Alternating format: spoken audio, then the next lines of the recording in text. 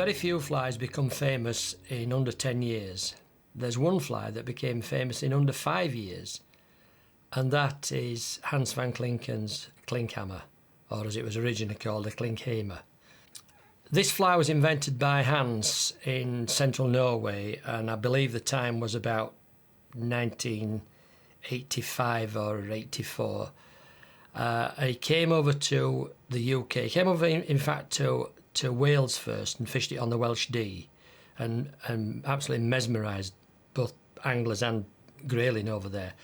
And then he came up with a friend of mine and fished the River Ure at Massam. And I think the year then was about, I think it was at 1987. And this pal of mine that was with Hans couldn't wait to tell me. In fact, they came over to my fly tying class that very evening, and Hans sat down and tied one of these flies in my fly tying class. He'd absolutely plastered the grayling at Massam, and he'd done it on this great big fly called the Klinkhammer, which, quite frankly, gobsmacked everybody. We'd all been brought up on a diet of tiny flies for autumn grayling. So the fame of this fly, or should I say its notoriety, spread very rapidly among my own particular circle of friends. And pretty quickly we were catching fish like hell with it. And so its fame has just spread, and the Americans are now into Klinkhammers. Of course, it's been used all over Europe and Scandinavia. There's a bit of history to this. Hans devised it when he was on a camping holiday in central Norway, fishing the River Glomma. And so the story goes, he was gutting 2 or 3 big grayling one night to cook over the campfire, and he decided to do an autopsy, a stomach sampling, and he found they were all full of huge, great caddis pupa right on the point of emerging. And the thing that he noticed was the fact that they all had this nice curved abdomen. And so he'd taken some fly tying gear with him, and he set about tying a pattern. And he came up with this pattern. And it was named by one of his great Dutch friends, Hans de Groot. Hans gave it its name. And they wanted to, because it was sort of devised in central Norway, they wanted to combine the first few parts of Hans's name with a Norwegian sounding name, so it became the Klinkhamer. That's not hammer with a double M, it's a single M with a little circle over the top. And it was called the Klinkhamer Special. Now originally he called it his LT series because it was tied with light tan polyarn. Most people these days tie it too small. They call a Klinkhammer tied half that size a Klinkhammer. In actual fact, a genuine Klinkhammer is a real big meaty beast, and he ties them even bigger for when he's fishing the big brawling Scandinavian rivers. And there's a bigger one. And he ties them even bigger for that when he goes on over to the Yukon and British Columbia and Alaska. He ties them really massive and catches salmon on them. So it's a great fish puller, is this. It's the fish puller par excellence. So for trout fishing, trout and grayling fishing, that's about right for our waters. I've got an earlier one here, which I've had for several years now. He gave me this a lot of years ago. This is slightly smaller, but still a big fly compared with the flies that we're used to using for trout and grayling. And so this is the fly I'm going to tie. It's a wonderful floater. Most people tie their own versions of it. Some people tie it right, some people tie it wrong. I've seen at least 4 or 5 versions of tying it. When I did it in my book, I made a slight error, and there's a little secret about this, and Hans has only recently told me about this, and he told me this with a laugh over the phone. So I shall be able to show you now the right version. He sent me, years ago, he sent me these two samples, which have got a little bit flattened, and they are sort of stage by stage build-ups of the fly. And he's shown that one with the hackle tied in, and this one with the hackle starting to wind. So they were 2 samples he sent me years ago with obviously garish coloured materials. So I'm going to do the standard LT, standard light tan Klinkhamer. And by the way, it's got so popular now that Partridge actually make a Klinkhamer hook with the bent down portion already put in. So we don't need any longer to either bend them in our fingers or use a cigarette lighter to bend the front third down. So I'm going to do it on a 16, which this will be about as big as the one that Hans sent me years ago. So first of all, debarb the hook, because it's got a tight bend as this. Doing this out of the vise because it gives me a better chance to see what I'm doing.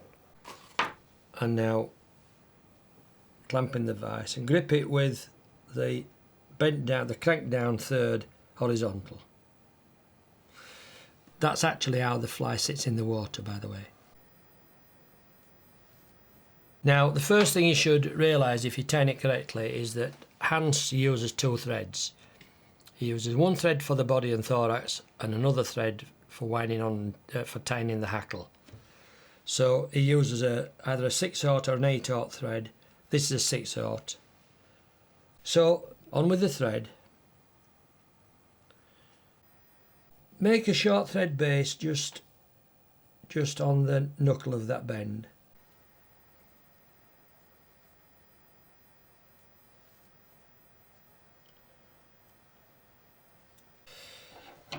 And off with your thread.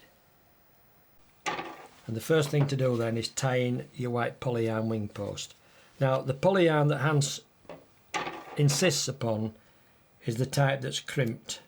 He says the crimped type, and he's quite right, it holds more air and more floatant oil.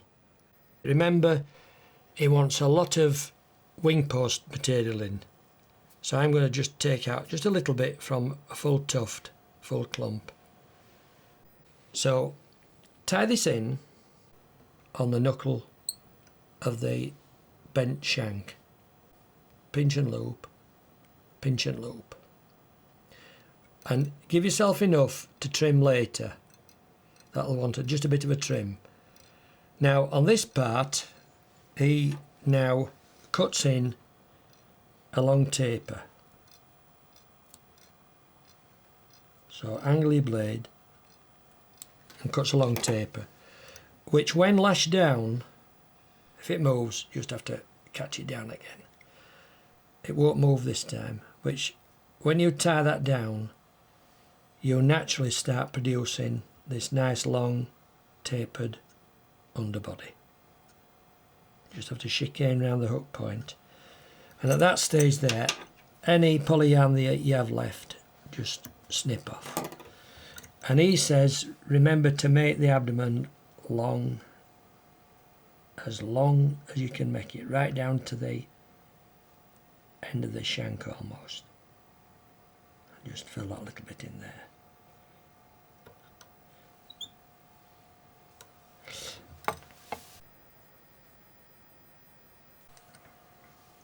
It winds back.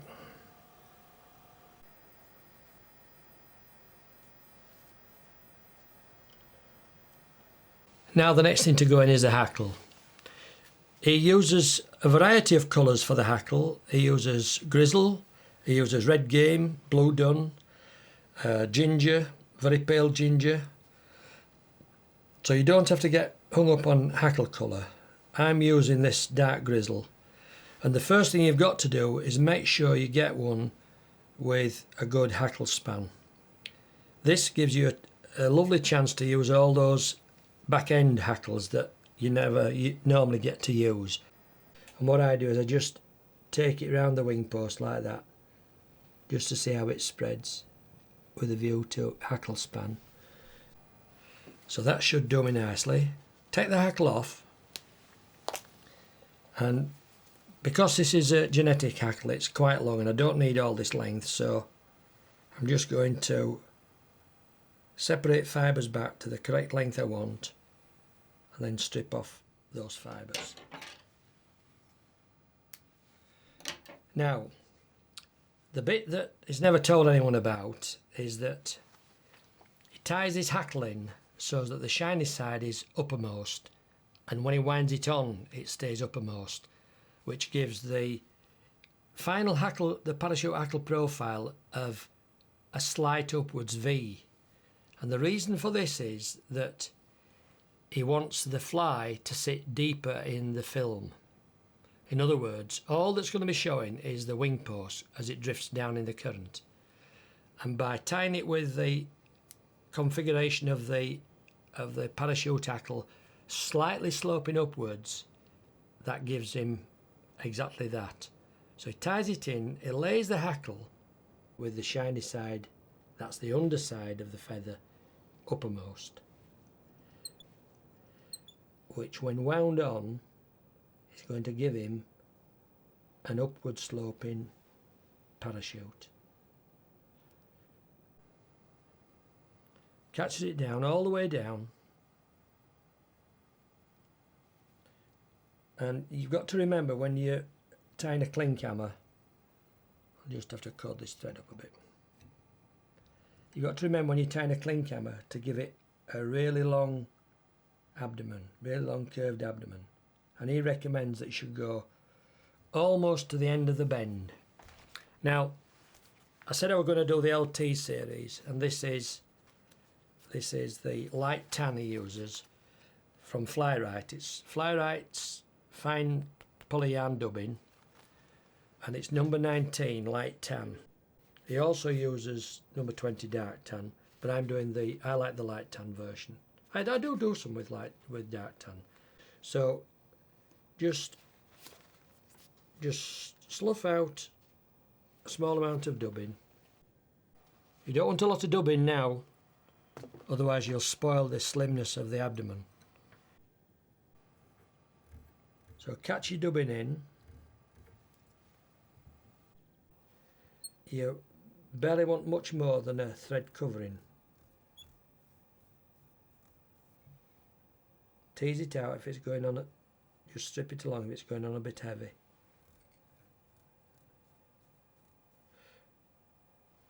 And now, starting right well down the bend, start wrapping on this, and if it just loosens off a bit, just come back and tighten it in, and come up now all the way up the abdomen, making a nice slim, slightly tapering abdomen. If you run out like I'm doing, just have to strip out a tiny bit more and knock it on.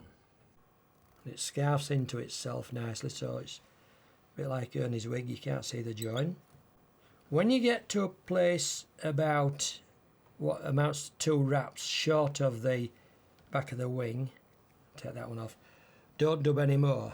Because this is long staple dubbing, you can't slough that off, you'll just have to treat that like yarn and tie it off.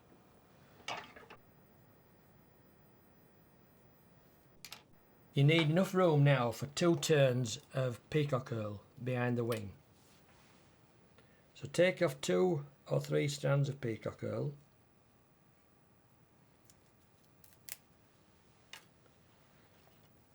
And just don't try tying in by the very tip, just tweak off a little bit so you're on the thicker part. And now tie that in.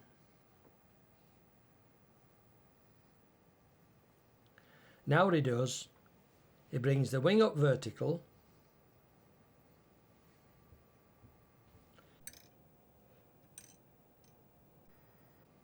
and he posts hard in front with the tying thread.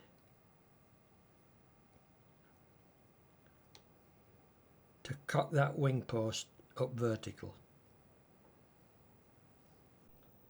And now your wing should now forever stand vertical.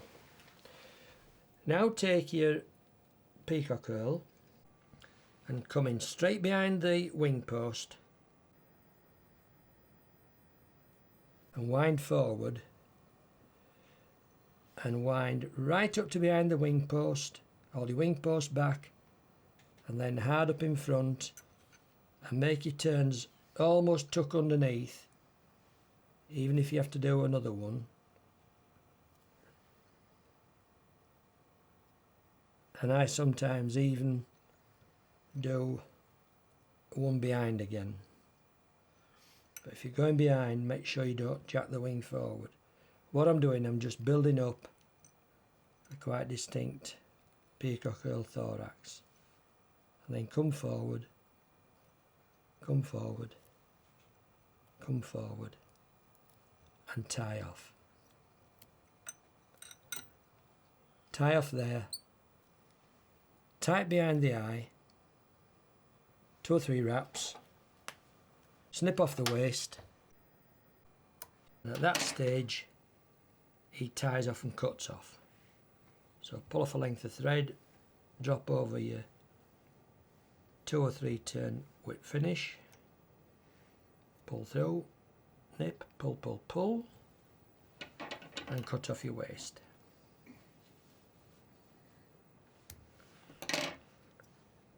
So that's as far as you go with your ordinary bog standard 6/0 or 8/0 tying thread.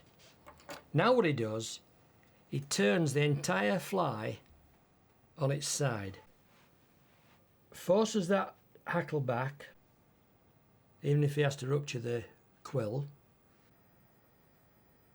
holds the hackle down, and now he comes in with his spider web and he makes a reinforced wing post round the base of the wing.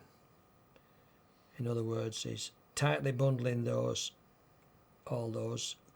clump of poly yarn and making a tight wing post. And he makes a wing post of about, I don't know, 1 to 1.5 millimeters high, obviously depending on the size of the Klinkhamer. He returns his tying thread now, his spider web, right down to the bottom of that post and trim off obviously your starting point of your spider web. Now where he wraps on his hackle. Hackle as long as this, I can do it with my fingers really.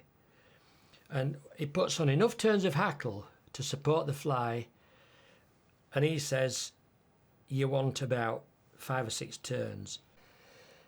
And it's going on now with the shiny side uppermost. With his first turn to the top of that little wing post, and then every preceding turn he makes underneath. Underneath, remember. So you just now slide under, dip low at the front, under at the back, under up the side, dip low at the front.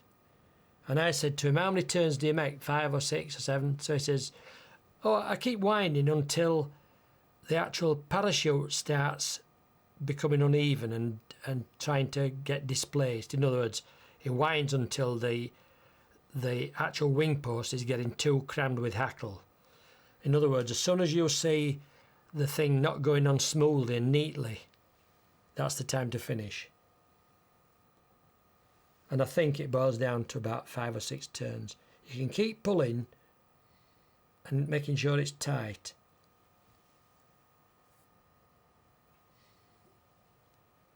And I'm going to make one more turn round. As I say, I'm doing this with my fingers. Right. Then at that stage, he holds the tip there, quite low to the side of the thorax, the peacock thorax, and circles round with the thread, with the spider web, catching down the tip to the wing post, and working underneath the hackle but over the top of the peacock thorax. And the beauty with spiderweb is that you can make multi-turns without building up bulk. Then still holding the tip of the hackle, he slides his blade underneath and crops off. So the final job now is to run off a length of thread and do the whip finish. And the whip finish has also got to go underneath the wing, and this is the bit that most people don't like. It's got to go underneath the wing but over the thorax.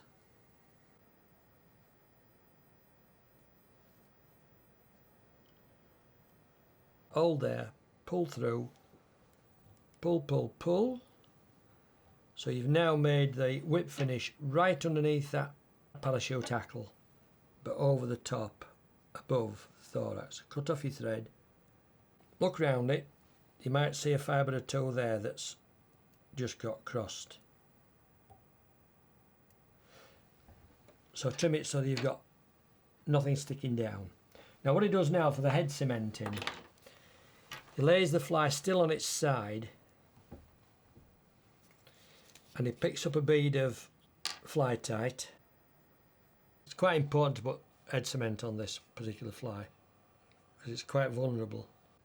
And he just goes in underneath and drops it in just at the top of that peacock curl, and that sucks in, spreads all round and secures that whip finish. His final job now is to return the fly to its original position. His final job now is to hold all the wing posts together, look where up and down he wants to cut it, and I like a wing post about the length of the hackle span, length of one hackle barb, if you like, or half the span, should I say.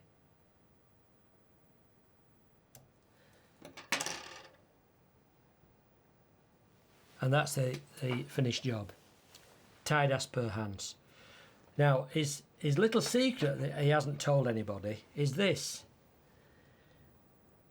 by tying the hackle in with the shiny side uppermost, the configuration of the hackles is a slightly upward V, and I've been under the illusion all these years that he wanted a complete flat plane of parachute hackle, but he says no, you want them slightly angling upwards, and his thinking behind that is that what it does, it allows the thorax part of the fly to sink a little bit deeper in the film, so it's hanging almost on the underside of the meniscus. And he calls it, this fly, he's always called this fly his iceberg fly, 7/10 or whatever it is, 8/10 submerged. And he also uses dilly wax on the wing post only. Doesn't put it on the hackle, not necessarily. He often fishes it with just the wing post dilly waxed. And what happens is then the fly fishes at about that level, and all you see coming down the stream is this little white tuft sticking up, and suddenly the white tuft just winks out, disappears. You set the hook, you have a fish on. It's amazing. Sometimes, honestly, grayling take this fly sometimes, you do not see a bulge at the surface. All you see is the wing post just disappear. You tighten, you have a fish on. It's absolutely amazing, is this fly. So that's it. That's the Klinkhammer or Klinkhamer special. I don't think there's no person I know that doesn't have loads of these in his fly box. My own fly box, I've got